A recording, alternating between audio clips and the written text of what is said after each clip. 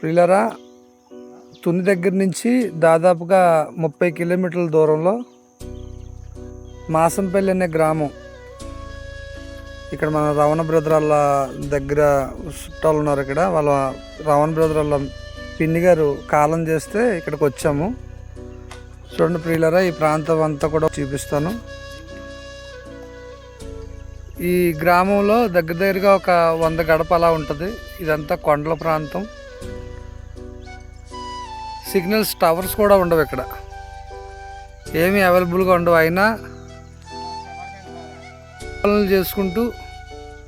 పొలం పనులు చేసుకుంటూ జీవనోపాధి చేసుకుంటారు ఇక్కడ. చూడండి, అక్కడ బాబాయ్ వస్తున్నారు. ట్రాక్టర్ కూడా దిగదంట ఇంట్లోకి. ట్రాక్టర్ కూడా దిగలేని పొజిషన్లో ఆయనే దమ్ము పెట్టేస్తున్నారు. సో ఇది ఫ్రెండ్స్, మరి ఇక్కడ ఉన్నంత పరిస్థితి. ఇంకా సువార్త అందలేని ప్రాంతాలు, ఇంకా ఇలాంటి గ్రామాలు, చాలా గ్రామాలు ఉన్నాయి.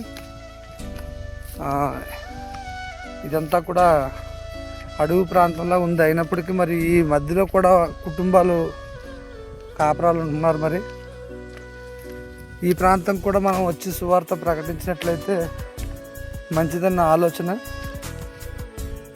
ఒకసారి చూడండి, మొత్తం కొండల ఏరియా. ఇక్కడ ఉండేది 40 గడపలు 50 గడపలు అంతే, అంతకుమించి ఎక్స్ట్రా ఏమి ఉండవు ఇక్కడ.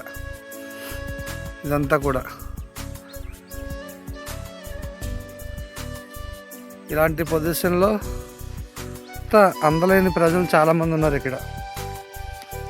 ఈ ప్రాంతంలో కూడా మనం సువార్త ప్రకటించగలిగితే వాళ్ళకి ఏంటి కొదువ, అది మనం చూడగలిగితే మంచిదన్న ఆలోచన.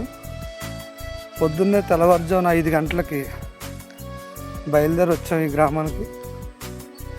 వచ్చి గ్రామం అంతా పరిశీలన చేసినప్పుడు అంతా కొండల ప్రాంతం. ఇదంతా ఇక్కడ మన సైడ్ వాళ్ళు ఉండరు, కొండల ప్రాంతమే. ఇక్కడ ఉన్న వాళ్ళు చాలా ఆత్మీయ విశ్వాసం కలిగి ఉంటారు ఇక్కడ ఉన్న వాళ్ళందరూ కూడా. మరి ఈ ప్రాంతం కూడా మనం సువార్త ప్రకటించాలని ఈ వీడియో చేస్తున్నాను.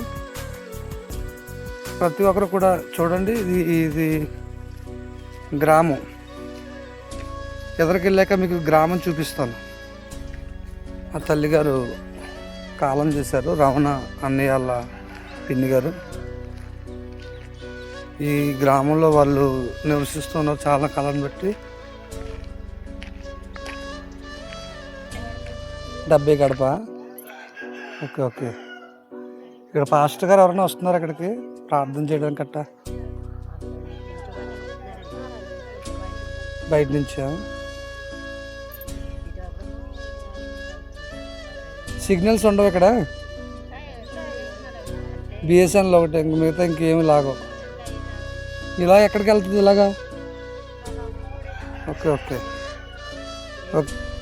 చూడండి ప్రియులారా, గ్రామం మొత్తం కూడా మారుమూల ప్రాంతం. ఈ కొండల మధ్యలో చిన్న గ్రామం. ఇది ఒక 70 గడప ఉంటుందంట ఇక్కడ.